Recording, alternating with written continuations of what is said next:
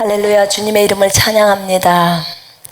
여호와의 이름은 너무나 위대하시고 아름다운 이름입니다. 우리 구주 예수 그리스도의 이름 앞에 모든 무릎은 꿇어야 합니다. 하늘에 있는 존재들, 땅에 있는 존재들, 땅 아래에 있는 존재들이 다 예수 그리스도 이름 앞에 무릎을 꿇고 예수 그리스도를 주라 신하며 하나님께 영광 돌리는 그날을 고대합니다. 모든 피조물들이 진짜 예수님을 자원함으로 주인으로 인정하는 그날에 우리가 함께 하나님 앞에서 예배하며 찬양하는 그때가 너무 기대가 많이 됩니다. 제가 저번 주에 그 설교를 할 때 마귀까지도 품는 아가페 사랑에 대해서 설교를 했더니 여러 의견들이 분분하시는 것들이 있어서 제가 목요일 날 Q&A 때 그거에 대해서 한 36분 정도를 다시 설명을 좀 했어요. 그래서 마귀까지 품는 아가페 사랑 2 이렇게 갖고 올려놨습니다.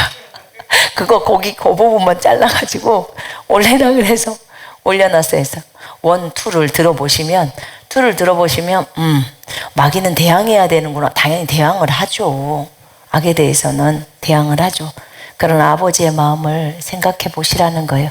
그도 회개하고 돌이키는 것이 하나님 아버지의 마음입니다. 그래서 그 마음을 보시고 하나님 앞에 기도를 올리라는 거예요. 그 얘기입니다. 마귀 정말 쫄개들이라도 한 명이라도 더 건져야 되지 않겠습니까? 그쵸? 한 영혼이 돌아오는 거.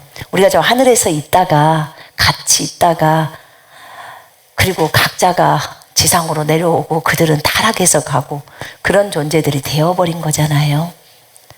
그래서 우리가 우리 사람으로 내려온 영들만 사랑할 게 아니라 저 하늘에 있는 영들도 불쌍히 여기고 긍휼히 여겨야 합니다. 그것이 아버지의 마음이. 우리가 한 가지만 보면 알 수 있어요. 예수님이라면 마귀조차도 용서하기를 원하실까요? 예수님이라면 그러실 것 같죠? 네. 예수님이 어떠하시면 우리도 어떠하다. 배웠어요? 안 배웠어요?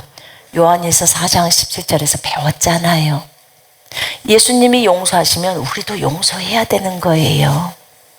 예수님이 품으시면 우리도 품어야 하는 거예요. 그래서 그 마귀까지도 품은 아가페 사랑 그 2를 꼭 한번 여러분들이 보시면 영상을 보시면 많이 이해가 될 겁니다. 아, 선교사님이 말씀하고 싶었던 것이 저거였구나. 진짜 많이 아버지의 마음이 많이 이해가 돼요. 우리는 사실 부모가 안 돼 보면 부모의 마음을 잘 몰라요. 자녀를 낳아서 키워보면 그 자녀들이 어떤 부분이 잘못해도 그 자녀들이 회개하고 돌이켜서 살기를 원하는 것이 부모의 마음이에요. 부모의 마음.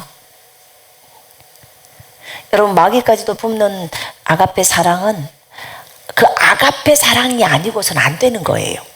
인간의 사랑 갖고는 도저히 품을 수가 없어요.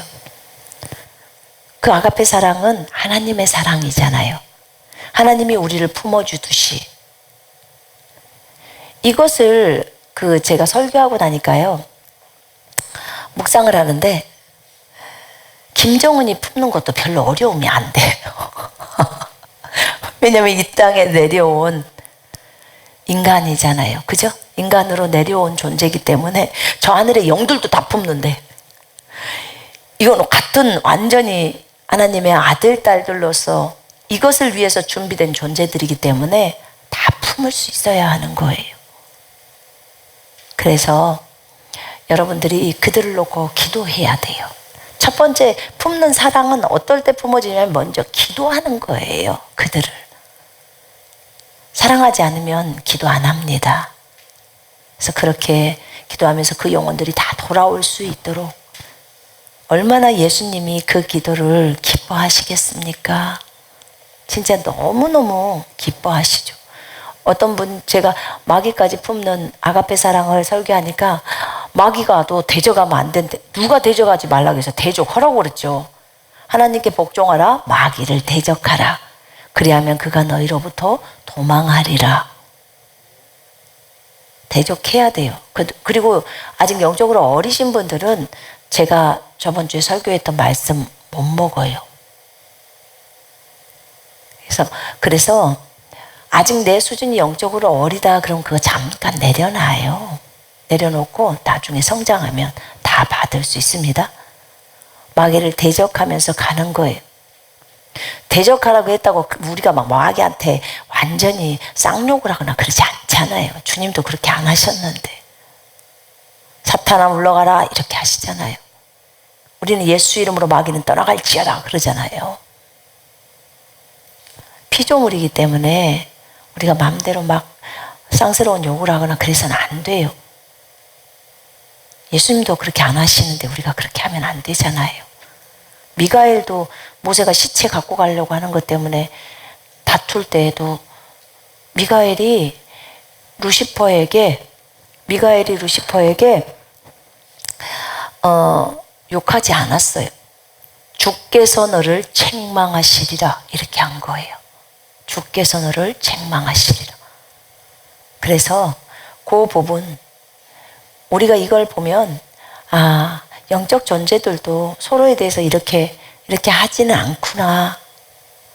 그럼 우린 분명하게 예수 이름으로 명령하노니 하면 벌써 마귀는 나가야 되는 거예요. 그 권세가 있는 거예요. 여러분들이 쌍스러운 욕을 해야 마귀가 떠나는 게 아니에요. 절대 그게 아니에요. 예수 이름의 권세 때문에 떠나는 거예요. 그것을 믿고 선포했을 때 아시겠지요? 네. 자, 그래서 예수 이름으로 대적하면 됩니다. 오늘은 계시록을 하지 않고요. 사도행전을 좀 할게요. 사도행전 9장 한번 펼쳐보세요. 사도행전 9장 34절 32절부터 읽어볼까요? 32절부터 42절까지 같이 읽겠습니다. 베드로가 이제 그 중풍병자를 고치는 얘기가 나와요. 자, 같이 읽겠습니다. 그때 베드로가 사방으로 두루 다니다가 루따에 사는 성도들에게도 내려갔더니 거기서 에네아라 하는 사람을 만나매 그는 중풍병으로 침상위에 누운 지 8회라. 베드로가 이르되 에네아야 예수 그리스도께서 너를 낫게 하시니 일어나 네 자리를 정돈하라 한데 곧 일어나니 루따와 사론에 사는 사람들이 다 그를 보고 주께로 돌아오니라. 요바에 다비다라 하는 여제자가 있으니 그 이름을 번역하면 도루가라. 선행과 구제하는 일이 심히 많더니 그때 병들어 죽음에 시체를 씻어 다락에 누이니라. 루따가 요바에서 가까운지라. 제자들이 베드로가 거기 있음을 듣고 두 사람을 보내어 지체 말고 와달라고 간청하여 베드로가 일어나 그들과 함께 가서 이르매 그들이 데리고 다락방에 올라가니 모든 가부가 베드로 곁에 서서 울며 도루가가 그들과 함께 있을 때에 지은 속옷과 겉옷을 다 내보이거늘 베드로가 사람을 다 내보내고 무릎을 꿇고 기도하고 돌이켜 시체를 향하여 이르되 다비다야 일어나라 하니 그가 눈을 떠 베드로를 보고 일어나 앉는지라. 베드로가 손을 내밀어 일으키고 성도들과 가부들을 불러들여 그가 살아난 것을 보이니 온 요파 사람이 알고 많은 사람이 주를 믿더라. 아멘. 자, 오랜만에 치유에 대한 이제 메시지를 좀 하려고 합니다.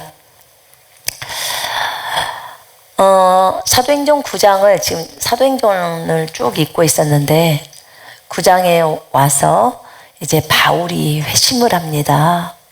바울이 회심을 하는데 바울이 회심을 하고 그 자기가 진짜 핍박하는 예수 그리스도 그분이 주님이라는 것을 다메섹 도상에서 알고 나서 진짜 바울의 마음은 죽을 맛이었을 거예요.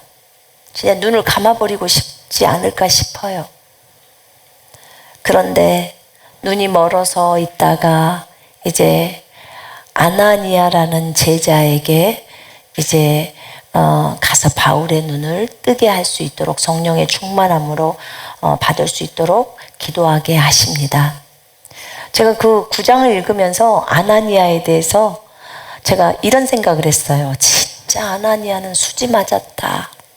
어떻게 안수를 해도 바울을 안수를 했냐? 그러니까 바울이 엄청나게 많은 제자들을 삼고 교회를 개척하고 했는데 이 한 제자를 진짜 만들어놨던 이 아나니아의 상급은 얼마나 클까? 제가 이제 이것을 이 9장을 읽으면서 그걸 한번 생각을 해봤어요. 그런데다가 아나니아는 제자라고 적어져 있더라고요. 예수님의 제자란 말입니다. 그러니까는 뭐 12명도 제자가 있고 70인도 제자가 있고 또 120명도 제자가 있고 막 500인까지 있잖아요. 그러면 어떤 그 중에 제자 중에 한 명이겠죠. 그런데 그 제자인 그 아나니아에게 다메섹에 와 있는 아나니아 진짜 수지 맞은 사람. 그 저희가 미라클에서도 그랬잖아요. 우리가 미라클에서 한 아이를 제대로 가르쳐 놓으면 걔가 다윗과 같은 아이가 나온다고 한번 생각해 봐요. 그럼 우린 진짜 수지 맞은 거예요. 그렇지 않아요? 그 한 아이, 그 인물이 어떤 인물이 돼버릴지를 모르는 거예요, 여러분. 그러니까 이 아이들을 양육할 때는 진짜 기대가 많이 돼요. 그런데 제가 이렇게 이제 궁금했었어요. 참 아나니아가 궁금하다 그랬는데 저희 금요일 날 김진 전도사가 이제 여기서 설교를 하는데 그 아나니아 얘기를 하는 거예요. 그랬더니 어머 내가 며칠 전에 저걸 생각을 하면서 진짜 아나니아는 수지 맞았다 이랬는데 이제 진이가 저희 아들이거든요. 근데 그 진이가 그렇게 얘기를 하는 거예요. 그래서 아 그랬구나. 근데 이제 진이는 하늘나라를 많이 갔다 왔으니까 그때 하나님이 성경을 통해서 보여주셨던 아나니아를 만나고 왔대잖아요. 근데 그 아나니아가 요한복음 9장에 나오는 그 봉사 장님이래요. 그 아나니아가. 그리고 그 아나니아가 70인의 제자 중에 한 사람이래요.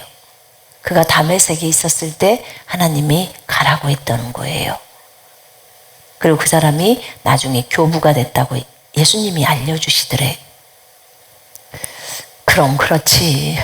뭔가가 틀려. 그런데 오늘 우리가 읽은 이 사도행전 9장에도 베드로가 에네아를 치료할 뿐만 아니라 밑에 나오는 다비다가 있어요. 이 다비다가 있는데 이 다비다도 여제자예요. 여자이고 제자입니다. 여러분도 제자이시죠? 아멘. 네, 우리는 예수 그리스도의 제자입니다.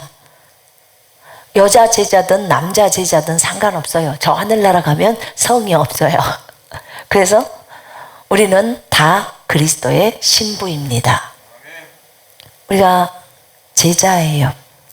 근데 오늘 이 부분에 베드로가 이제 어떻게 치유를 하는지 그 부분을 가지고 여러분들과 좀 나누려고 합니다. 베드로가 모든 지역을 경유해서 루따에 사는 성도들에게 내려갔습니다. 앞부분은 바울의 얘기고 이제 뒷부분은 베드로의 얘기예요. 정말 중요한 두 인물이에요. 그 얘기가 지금 나오는 거예요. 이제 베드로가 그 성도들 거듭난 그리스도인들에게로 내려간 거예요. 근데 그곳에서 에네아라고 하는 어떤 사람을 만났는데 그가 중풍으로 병들어서 8년 동안 침상에 누워 있어요. 중풍병은 힘들어요, 안 힘들어요? 힘들어요. 저희 아버지가 중풍으로 그 뇌졸중인가 그래가지고 떨어지셔가지고 그때 돌아가신다고 했었는데 저희가 복음 전하고 3일 후에 퇴원을 했는데 몸이 완전히 좋아서 퇴원한 건 아니에요. 이제 집에 가서 이제 연습해도 되겠다 이렇게 해서 온 거예요. 근데 제가 한 달 동안 우리 아버지 이제 병간호를 하는데 집에서 그러면서 이제 찬양을 틀어주기 시작했던 거거든요. 복음은 이제 병원에서 전했었던 거고. 근데 대소변도 받아내야 하니까 처음에는 되게 힘들더라고요. 중풍에 걸리면 힘들어요. 그럼 에네아도 굉장히 힘들었겠죠. 그죠? 침상에 누워서 삶을 살아요. 여러분, 우리가 중풍에 안 걸리려면요, 일찌감치 모든 것이 우리가 호흡하는 호흡조차도 성령의 도움이 아니면 할 수 없다는 걸 인정해야 돼요. 아멘. 여러분, 우리의 뇌에서 어느 한 부분만 딱 끊어져도요, 우리 식물인간 될 수 있어요. 믿으시죠? 네. 그래서 우리가 오늘 하는 호흡도 하나님의 도우심이 아니면 호흡을 할 수가 없게 되어 있어요. 우리 이거 깨달아야 돼요. 제가 여러분들한테 자주 얘기했어요. 제가 트랜스 보다 보니까 집중력, 기억력 전부 다 0이에요. 스피릿 0이라고요. 기름 부음이에요. 그게 주님이 부어줘야 우리가 집중을 잘 할 수 있었던 거고 기억을 잘 할 수 있었던 거더라고요. 근데 저는 그거 몰랐어요. 제대로 잘 모르고 있다가 제가 그것 때문에 너무 힘들어서 주님께, 근데 그러면 그 전에 제가 기도를 몇 시간씩 그렇게 하잖아요. 그렇게 집중해서 하잖아요. 내가 너에게 어마어마한 집중력을 부었어. 이렇게 말씀하셨어요. 그래서 비로소 제가 알았어요. 한 가지 일에 꽂히면 3시간, 5시간은 그냥 내리 집중 가는 거예요. 화장실 가는 거 외에는. 근데 중간에 주님이 트랜스를 주는 그것을 하시니까 비몽사몽이 딱 들어올 때는 그 순간에 집중이 어떻게 돼요? 집중이 안 돼요. 될 수가 없어. 잠이 오는 것처럼 딱 집어넣는 거. 그 1, 2초 그래요. 1, 2초. 길어야 5초, 10초. 그리고는 딱 그림 보는 거예요. 근데 그림이 기억이 안 되겠. 여기서 나올 때는 기억이 안 돼요. 진짜 어렵죠. 제가 이 강단에서 설교할 때 어떤 분들은 알았을 수도 있어. 제가 여기를 꽉 잡을 때가 있었을 거예요. 이때가 언제냐? 트랜스가 들어올 때예요. 그럼 제가 여기서 비몽사몽간에 헛소리하면 큰일 나지 않습니까? 그럼 제가 속으로 주님 지금 설교하고 있어요. 나한테 영적 세계를 다스려야 된대요. 아이고 주여.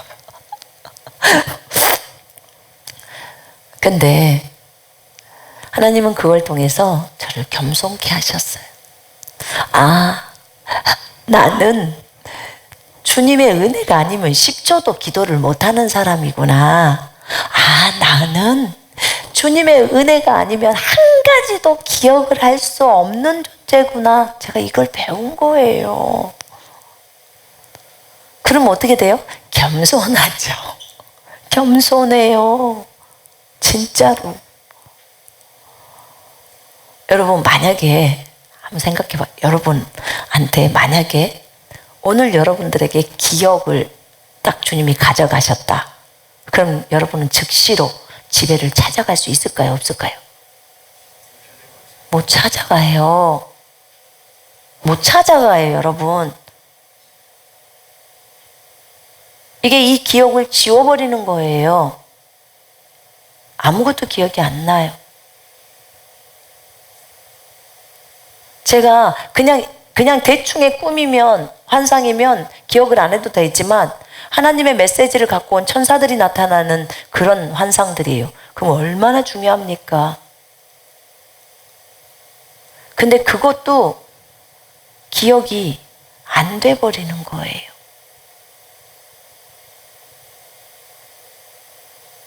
여러분, 정말 안타까운 일이에요. 이런 일들이. 근데 하나님께서 이 부분을 다 훈련하고 나서 가르쳐 주셨어요. 그게 뭔지. 그거 어저께 푸느라고 우리 남편이랑 새벽 3시까지 히브리어 뒤지고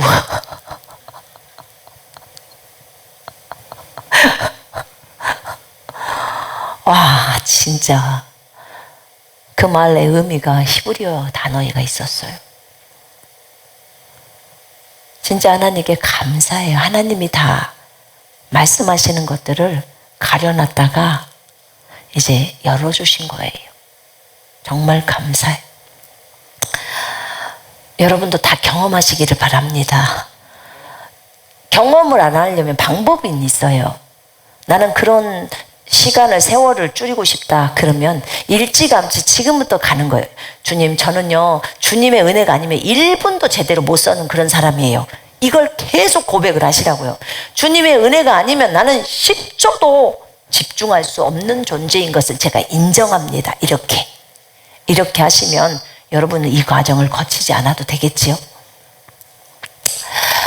베드로는 루다에 있는 성도들을 만나면서 이제 에네아를 만납니다. 그래서 에네아를 치유를 하는데, 에네아야, 예수 그리스도께서 너를 고쳐주시니 일어나 네 침상을 거두라고 하니 즉시 그가 일어나더라. 이렇게 나와 있어요.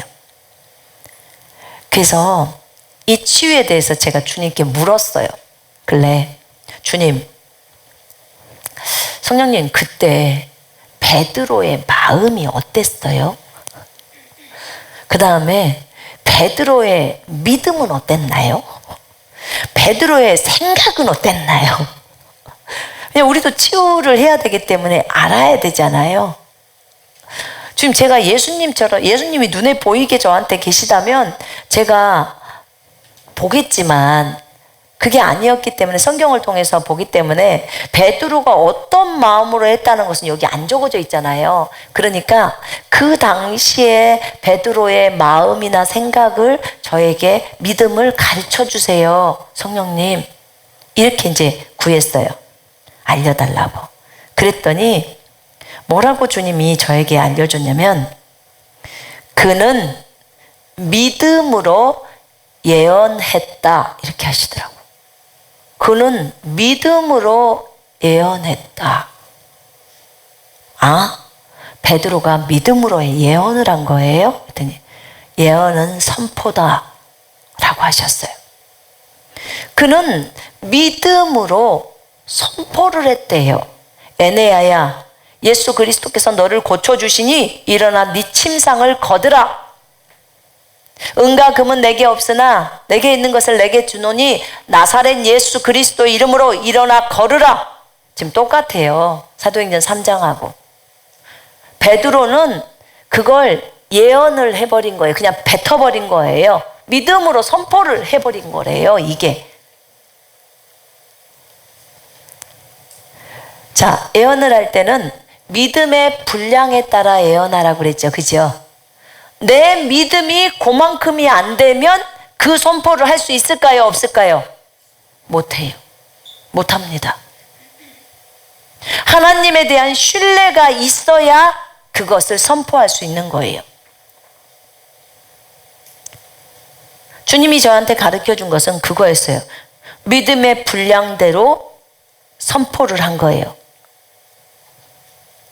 나을 것을 확신한 거예요. 확신하며 말을 한 거예요. 안 나오면 어떡하지? 라는 생각이 베드로에게 없었대요. 그 생각이 없었대요. 성령께서 저한테 알려주시는 게 그래. 이 생각을 갖고 한 게 아니라는 거예요. 마음에 조금의 의심도 없었다는 거예요.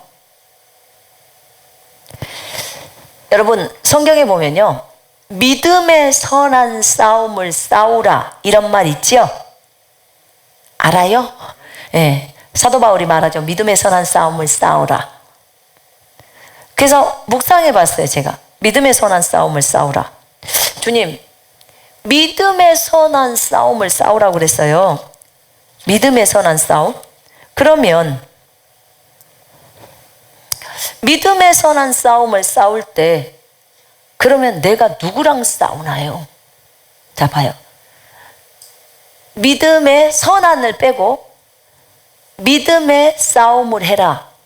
이거예요. 줄여보면 믿음의 싸움을 해. 자, 싸움을 해라. 오케이. 어떤 싸움? 믿음의 싸움. 믿음의 싸움. 그 다음에 믿음의 선한 싸움. 믿음으로 하는 것은 선한 싸움인 거예요. 선한 거예요. 믿음의 선한 싸움을 끝까지 해라예요. 끝까지. 여기서 잊어버리지 말아야 되는 것이 끝까지. 저도 이것이 부족해요. 근데 끝까지 싸워야 돼요. 자, 그런데 누구랑 싸움하냐면, 누구랑 싸우는 줄 아세요, 여러분? 자, 믿음의 싸움을 설명할게요. 끝까지 믿음을 지키는 것이 싸움이에요. 끝까지 믿음으로 하는 것이 싸움이에요. 끝까지 믿음을 견지하는 것이 싸움이에요. 끝까지 하나님의 말씀을 신뢰하는 것이 싸움이에요. 말씀을 신뢰하는 것이 싸움이라고요. 뭐하고 싸우냐면 의심하고 불신하고 싸우는 거예요. 마귀가 뿔 달려갖고 나오는 게 아니고요. 내게 들어오는 의심이나 불신, 하나님의 말씀을 신뢰하지 못하는 그 불신하고 싸우는 거예요. 불안, 초조. 이런 거하고 싸우는 거예요. 근데 언제까지 싸우냐면 끝까지 싸우라는 거예요. 끝까지. 큰 믿음은 끈질긴 믿음이라고 했어요. 큰 믿음은. 백부장에게 있었던 믿음, 큰 믿음. 그거는 끈질긴 믿음이래요. 작은 믿음은 끈기가 없는 믿음. 끈질기게 그 자리에서 머물러 있는 것이 큰 믿음이에요. 진돗개가 딱 물면 안 놓듯이. 그게 큰 믿음이에요. 이게 치유에 있어서도 마찬가지고, 돈이 오는 데서도 마찬가지고, 어디로 이사 가는 것도 다 마찬가지예요. 이거예요.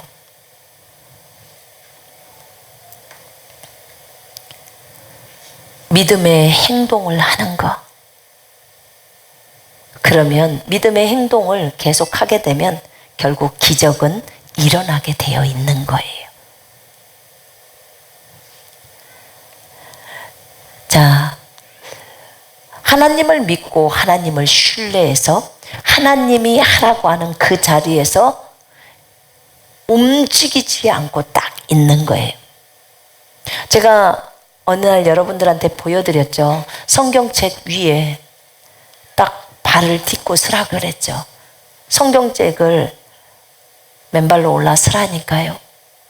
성경책을 멸시하는 게 아니에요. 나는 이 진리 위에 서서 한 발짝도 진리 바깥으로 안 나가겠다는 것을 하나님과 마귀와 천사들 앞에서 보여주라는 거예요. 그 진리 위에 딱 서서 움직이지 않겠다는 거예요. 그 진리만 따라가겠다는 거예요. 그걸 보여줘야 된다고 말씀드린 거예요. 믿음의 싸움. 믿음을 지키는 거예요. 말씀이 그렇게 적어졌으면 그렇게 적어진 그대로만 생각에다 딱 집어넣는 거. 그 외에는 다 쳐버리는 거. 이게 믿음을 지키는 거예요. 그거 외에는 아무것도 생각을 안 하는 거예요. 근데 누구랑 싸우냐면 의심이나 불신이 들어와서 다른 생각이 들어올 때 계속 쳐내는 거예요. 떠나가. 성경은 나았다고 했어. 그러면 나는 나은 거야. 나는 나은 거야. 그렇게 딱 치고 가는 거예요. 왜냐면 나의 주인이신 분이 그렇게 얘기했잖아. 항상 주인은 신실하시기 때문에 실수하지 않아. 딱 믿어야 하는 거예요. 그게 편안할 때는 누구나 다 해요. 근데 그것이 상황이 급박할 때는 자신도 모르는 사이에 벌써 의심이나 불신이 들어와요. 그럼 그때의 싸움은 의심과 불신의 싸움을 그들과 싸우는 거예요. 다른 게 아니에요.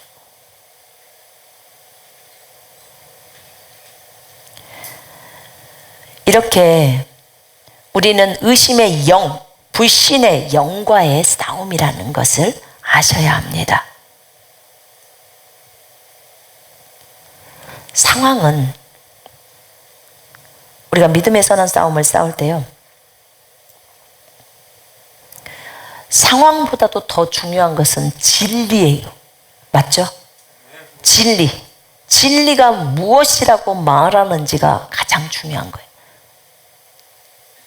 진리가 나에 대해서 그렇게 말했으면 나는 그런 존재예요. 하나님의 말씀이 그렇게 말했으면 그렇게 가는 거예요.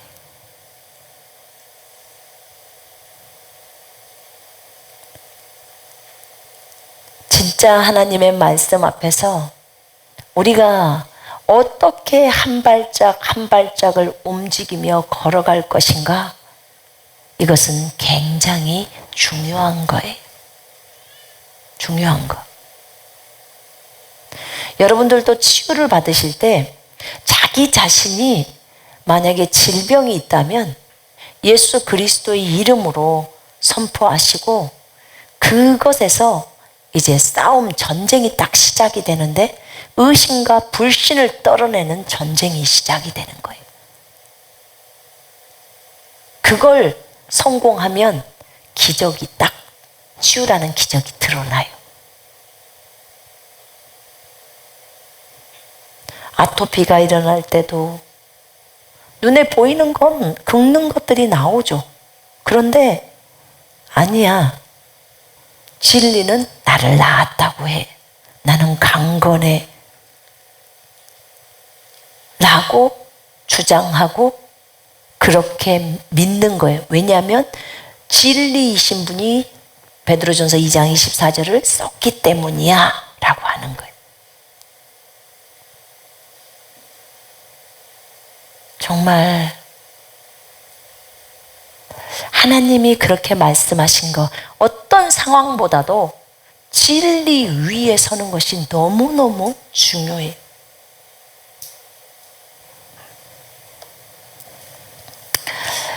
베드로는 이렇게 자기가 믿음으로 선포를 했어요. 그랬더니 루다와 사론에 사는 모든 사람들, 이제 이 사람이 일어났죠. 일어나니까 루다와 사론에 사는 모든 사람들이 그 에네아를 보고 예수께로 돌아옵니다. 예수께로 돌아와요. 자, 두 번째, 베드로가 다비다를 살려내는 사건이 나와요. 다비다라고 하는 여자 제자가 있었는데 그의 은사는 선행과 구제예요. 진짜 다른 착한 일을 하면서 다른 사람을 많이 도와주고 나눠주고, 근데 주로 보니까 겉옷과 속옷들을 만들어 가지고 많이 주었더라고요. 저도 어떤 사람이 옷도 만들어 주기도 하고 그러는데 이렇게 다비다는 많은 사람을 그렇게 했나 봐요. 손재주가 있었나 봐요. 그쪽에 은사가 있어서 그렇게 했나 봐요. 섬기는 은사가. 그런데 그가 죽었어요. 그러니까 죽으니까 사람들이 그녀를 씻어다가 다락방에다 얹어놓은 거예요. 시체를. 그리고 제자들이, 여기도 70인의 제자든지 그 제자들이에요. 제자들이 가서 베드로가 아까 루다에 있다고 하니까 여기는 지금 요바고 바로 얼른 가서 바로 베드로를 데려오는 거예요. 베드로를 데려오니까 이 베드로가 이제 와서 봅니다. 그리고 베드로가 다비다를 살려내요. 물론 다비다에게 영혼을 주시고 다시 그를 살리는 건 성령이 하시는 거예요. 하나님이 하십니다. 그러나 믿음의 사람을 사용하는 거예요. 제가 이것도 물었어요. 하나님, 이때 베드로의 마음은 어땠나요? 베드로의 믿음은 어땠나요? 그랬더니 주님이 저한테 알려준 것이 이거였어요. 베드로는 예수님의 모습을 본 것을 그대로 따라했다. 이렇게 하시더라고요. 그대로 따라했대요. 예수님의 모습을 본데, 그러니까 과거에 예수님이 이 지상에 계실 때 치유했던 장면을 그 본 것을 그대로 따라했대요. 그대로. 베드로가 그렇게 말씀을 해주셨어요.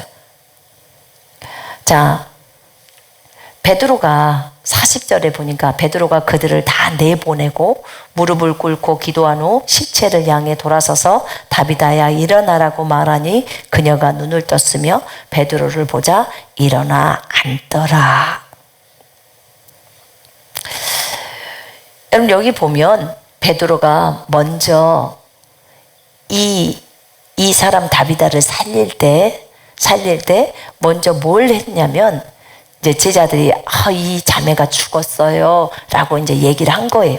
그러니까 그래 알았어, 전부 나가 있어, 전부 나가라고 하는 거예요. 나가 있으라고. 근데 여러분 베드로가 이렇게 나가라고 말하고 자기가 하나님을 향해서 먼저 기도를 합니다. 혼자서. 그리고 이제 다비다야 일어나라고 명령을 하는 거예요. 이 장면이 어디에 있냐면 요한복음 11장에 보면요, 나사로를 예수님이 살리신 장면이 있어요. 저도 그 기도를 할 때 요 기도를 많이 사용해요. 여러분도 치유를 하시려면 요 기도를 항상 하나님 앞에서 먼저 하시고 치유를 하면 좋겠어요. 거기 보면 11장을 보세요.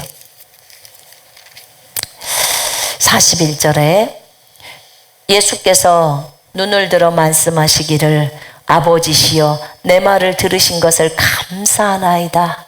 아버지께서 항상 내게 들으시는 줄을 내가 알았나이다. 이제 내가 말한 것은 여기 둘러서 있는 무리 때문이니 그들로 아버지께서 나를 보내신 것을 믿게 하려 함이니이다 라고 하시더라. 그리고 음성으로 외치시기를 나사로야 나오너라 하시니 죽었던 자가 손발이 수위로 동여지고 얼굴이 수건으로 가려진 채 나오더라. 예수께서 그들에게 말씀하시기를 그를 풀어주어 다니게 하라. 아버지시여 내 말을 들으신 것을 감사하나이다.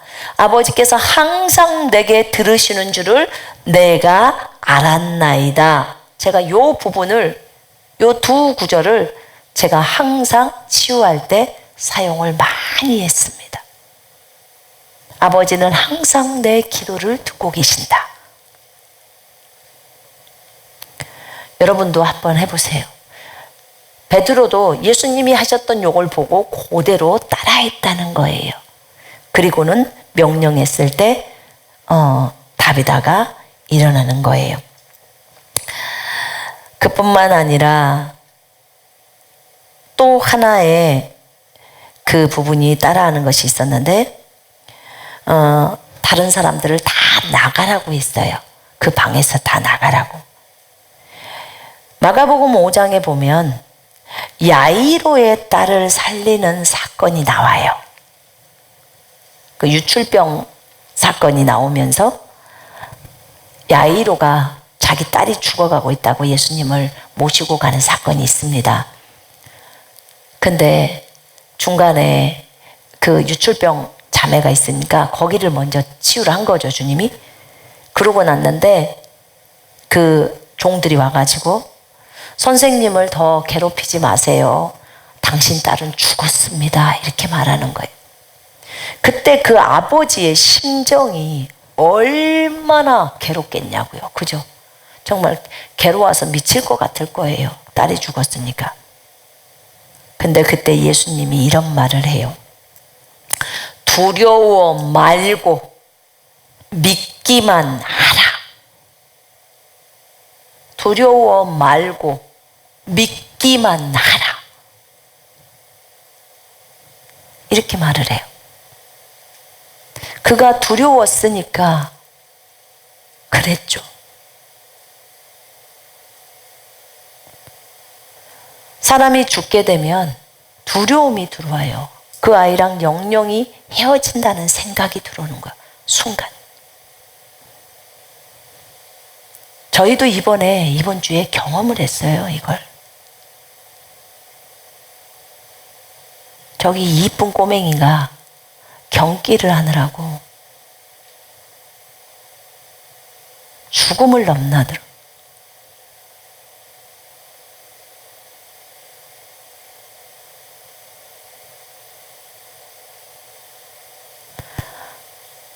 지금 멀쩡하게 살아서 저 뒤에 있어요. 얼마나 엄마 아빠는 어려울까 마음이.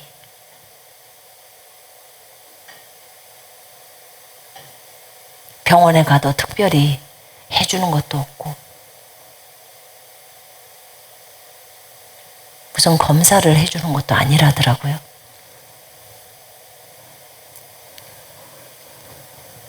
(5분) 이상이 되면 심장이 멈춘다는데 그런 것도 우리가 모르죠.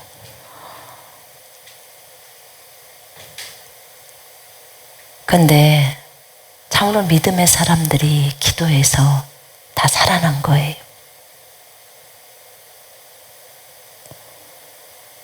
근데 이 아이로도 자기 딸이 죽었다는 소문을 들었을 때 정말 두려움이 엄습했을 거예요. 두려움이 엄습했을 텐데 예수님이 그걸 보시고 두려워 말고 믿어라.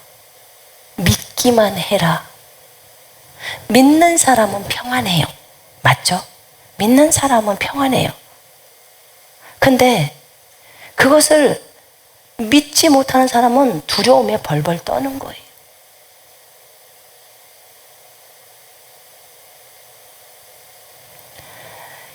이렇게 예수님이 말을 했어요. 그리고 집에 가서 그 소녀는 죽은 게 아니라 자는 거야. 여기서 우리는 진짜 개념을 제대로 가져와야 돼요. 치유를 할 때. 잔다고 얘기해버려요, 예수님이. 예수님의 관점에서는 그 소녀는 자는 거예요. 자니까 깨우면 돼. 이렇게 생각해버리는 거야. 깨우면 돼. 영이 들어오라고 말하면 되는 거예요. 근데 이 소녀에게 갈 때 주님이 다 나가 있어. 40절에 5장 40절에 마가복음에 그들이 주를 비웃더라. 주께서 그들을 모두 밖으로 내보내신 후 그 소녀의 아버지와 어머니와 자기와 동행한 사람들 베드로, 야고보, 요한 딱 3사람만 데리고 들어갑니다. 보여주는 거예요. 어떻게 치유를 하는지. 그래서 베드로가 본 거예요. 그리고는 그 소녀의 손을 잡고 달리다 쿰이 소녀야 내가 너에게 말하노니 일어나라 하니까 그 소녀가 즉시 일어나 걸으니라. 이렇게 말합니다. 베드로는 거기 있는 요바에 있는 그 성도들을 다 내보낸 거예요. 바깥으로. 예수님이 하셨던 대로 그대로. 왜 그럴까요? 제가 생각해 봤어요. 왜 그럴까? 의심이나 불신의 말들은 이 사람을 살려낼 수가 없구나. 오직 믿음의 말을 하는 사람이 필요한 거예요. 그 순간에는. 믿음으로 볼 수 있는. 조금이라도 의심을 생각이라도 하고 있으면 벌써 마귀가 침투해요. 그래서 싹 내보내버린 거예요. 예수님도 3명의 제자들만 보게 한 거고 부모님만 데리고 들어간 거예요. 그래서 그 딸을 일어나라고 했잖아요. 베드로는 예수님의 관점을 배웠어요. 이 딸이 자고 있다는 관점을 베드로는 배웠어요. 다비다가 자고 있어. 그러니까 깨우면 돼. 지금 이 관점을 갖는 거예요. 지금 다비다는 이미 하늘나라에 있는 거예요. 영이. 그냥 시체죠. 몇 시간이 흘러버렸으니까 죽고. 근데 베드로는 여전히 자고 있다는 거예요. 왜냐하면 나사로도 자고 있다고 설명했잖아요. 얘도, 야이로의 딸도 자고 있는 거예요. 여러분, 잠을 잔다면 깨우는 거 쉽죠? 그죠? 그냥 깨우면 돼요. 생각을, 주님이 예전에 치유를 너무 복잡하게 생각을 하지 말아요. 자고 있으면 깨우면 되고, 몸이 아프면 떠나가라고 하면 된다, 병을. 근데 우리는 그것이 엄청난 기적으로 생각을 하는 거예요. 그러니까 이 사고 체계가 잘못되어 있는 거예요. 믿음은 하나님이 말씀하신 것에 대한 신뢰잖아요. 확신이잖아요. 그것이 이루어질 거라는 것에 대해서. 그래서 하나님의 것을 크게 보고 상황은 항상 작게 보라고 하셨거든요. 아파 있는 상황이 작게 느껴져야 되는데 실제 사람이 죽어가면 그 상황이 너무 커져버린 거예요. 내 마음 안에서. 그러면 치유가 안 되는 거예요. 근데 이 아파 있는 사람을 내가 고의적으로 작게 보는 거예요. 그리고 주님을 크게 보면요, 치유가 일어나 버리는 거예요, 거기서. 이 생각을, 상황을 작게, 항상 상황은 작은 거야. 상황은 작은 거야. 주님은 전능자야. 이렇게 봐야 되는 거예요. 그 전능자가 여러분 속에 들어와 있는 거예요. 그걸 딱 생각을 해야 하는 거예요.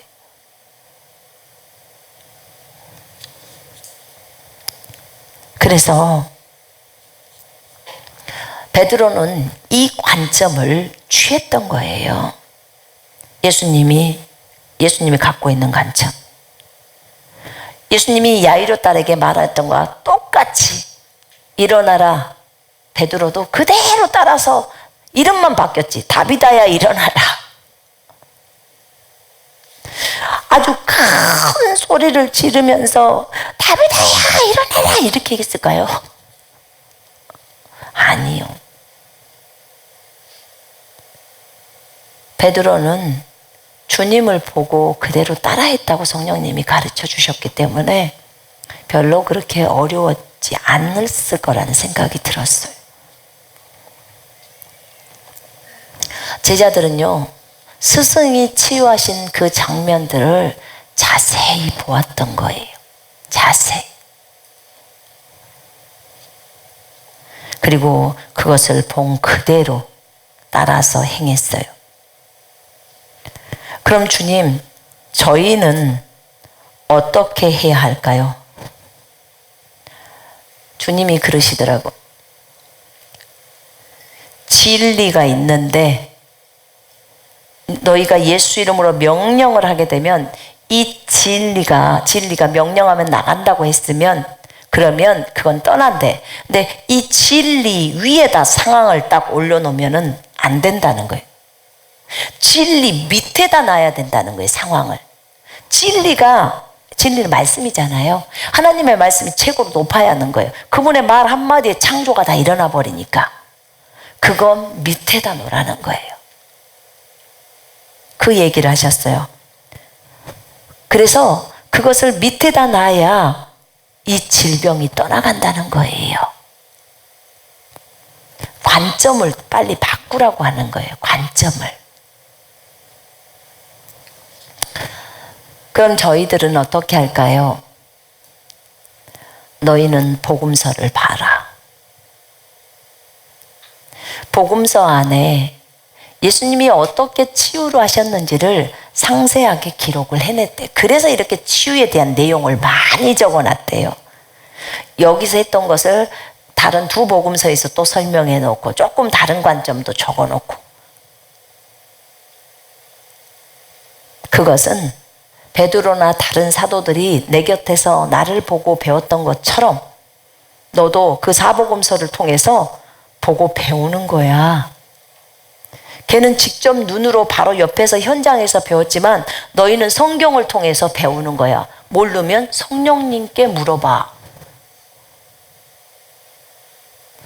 그게 참 좋아요. 요즘 제가 묻는 것은 이 사람들의 마음들을 묻는 거예요. 이 사람들의 마음의 태도가 어땠어요?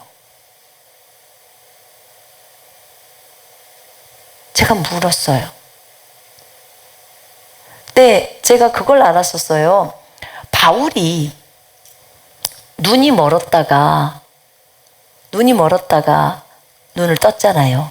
근데 아나니아도 봉사였다가 눈을 떴는데 가서 주님이 누구를 선택했냐면 아나니아를 선택해서 바울이 지금 봉사대에 있으니까 그 봉사 눈을 뜨게 해달라는 거예요. 여러분이 경험한 것들은 반드시 써먹게 돼 있어요. 아나니아가 아닌 다른 제자들도 거기 많이 있었잖아요, 다메섹에. 근데 왜 하필 아나니아를 선택하셨을까요? 아나니아 지가 봉사를 해봤으니까 봉사의 마음을 알 거 아니요. 그래서 시킨 거예요. 과부는 과부가 알아요. 그죠? 그 마음을. 근데 여러분 그거 아세요? 자기가 경험해 본 치유는 되게 자기가 느끼기에 되게 쉬워요. 감기에서 치유를 해본 사람은요, 다른 사람 아플 때 감기는 다 고쳐요. 쉬워. 그게 쉽게 느껴져요. 그게 되게 쉽게 느껴져 버려요. 그게 느낌이.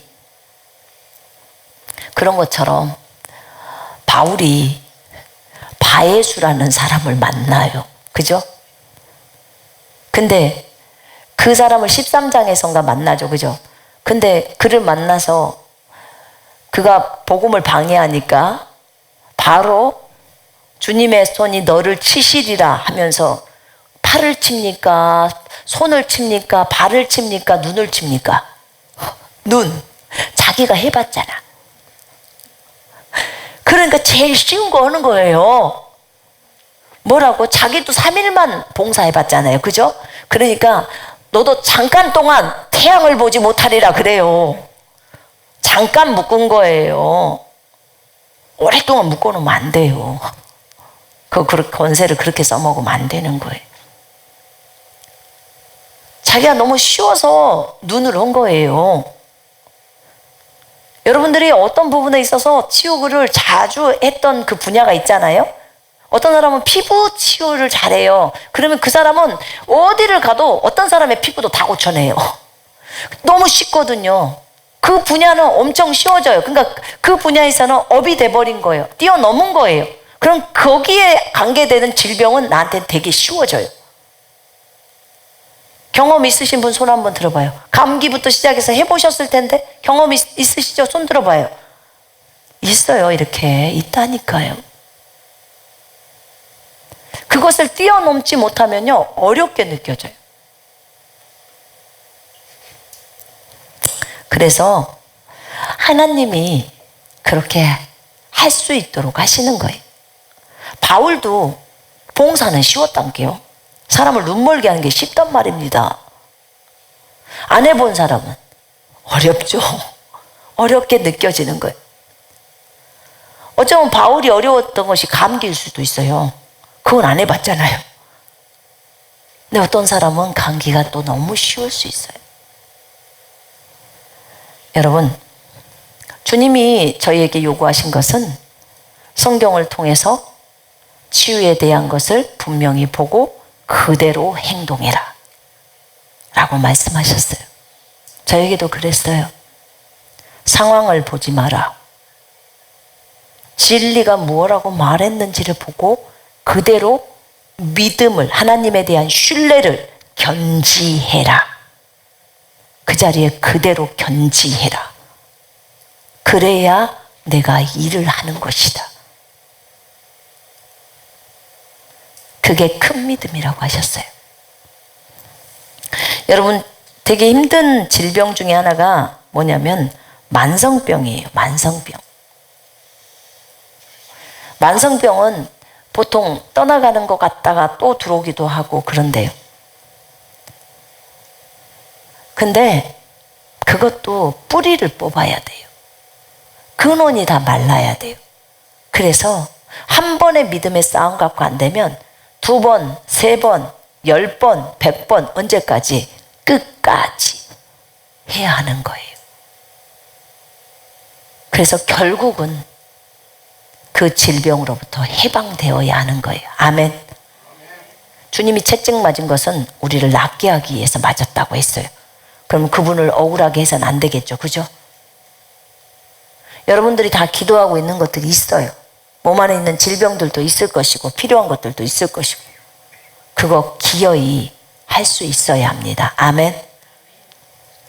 자, 우리가 치유에 대해서 배웠으니까 반드시 끝까지 믿음을 지키는 우리가 되십시다.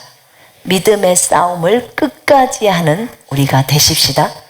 그로 인해서 요바에 있는 많은 사람들이 예수를 믿게 되는 거예요. 여러분이 치유를 통해서 많은 영혼들을 예수께로 인도해야 돼요. 이제 내년부터 그 대출수가 시작이 되면, 그러면 그때부터는 치유 사역이 엄청나게 발전될 거예요. 여러분 미리미리 7영의 기름으로 기름 부어달라고 구하셔야 돼. 진짜 구하셔야 돼. 그러면서 주님의 주인 되심을 철저하게 인정하시고, 그들이 치유가 됐을 때도 항상 영광은 주님께만 돌리시고, 여러분의 능력으로 치유된 거 아니에요. 성령이 없이는 불가능합니다. 아멘. 성령 없으면 우리 깡통돼요. 오직 성령님에 의해서 되어지는 것이니까 그것에 대해서 겸손한 심령으로. 주님이 저한테도 그랬어요. 내가 트랜스를 통해서 너가 집중할 수 없고 기억할 수 없다는 것을 가르쳤던 이유가 있어. 그게 무엇일까요? 영적 세계를 관장한다. 이것도 너에게 훈련하지만 앞으로 엄청나게 많은 큰 일들을 하게 돼. 그때 네가 나는 성령의 능력이 아니고서는 5초도 기도를 못해. 한 가지 것도 기억을 못해. 라는 것을 알아야 네가 교만에 빠지지 않는데. 그래서 제가 진짜 주님 잘하셨습니다. 제가 그랬어요. 그래서 여러분들도 저처럼 이제 앞으로 사역을 하실 텐데 미리 교만하지 마시고 미리 그냥 이거 인정해버리면 되잖아요. 그죠? 네. 그렇게 하면 빨리 갈 수 있잖아요. 우리가 이렇게 뺑글뺑글 돌 필요가 없잖아요. 제자들 중에서도 저랑 같이 이렇게 치유사역을 하는 무리들이 많지는 않지만, 많다는 기준이 얼마 정도인지는 모르겠어요. 그러나 그렇게 같이 하는 사람들은 있대요. 근데 그것을 물었을 때 왜 더 많은 무리들이 그것이 잘 안 나옵니까? 그러니까 굉장히 높은 수준의 그 치유의 부분들이 안 나옵니까? 라고 했을 때 분량이 그렇게 안 돼 라고 했어요. 분량, 성품의 분량, 그 다음 믿음의 분량. 자신의 마음을 넓혀야 되는데 마귀까지도 품는 사랑으로 가야 하는 거예요. 근데 그걸 못하고 있다는 거예요. 그래서 어렵다는 거예요. 그래서 마음을 넓힌 김에 그냥 확 넓혀버려요. 그리고 품으면서 갈 생각을 해야 해요. 예수 이름으로 대항은 하세요. 그러나 어떤 피조물도 다 예수께로 돌아와서 그들이 행복해지기를 원하는 그 마음으로 기도를 하시라, 그 말이에요. 우리 그렇게 하십시다. 아멘. 아버지의 마음을 기쁘게 하시고 많은 영혼들이 예수께로 치유를 통해서 돌아오면, 그러면 또 그 영혼들이 다 예수를 믿게 되잖아요.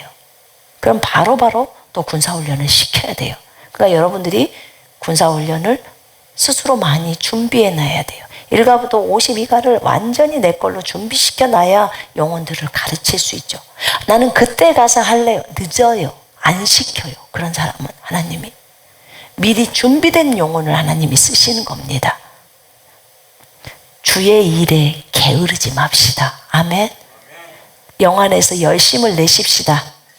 예수 그리스도께 집중하십시다. 아멘. 자, 기도합니다.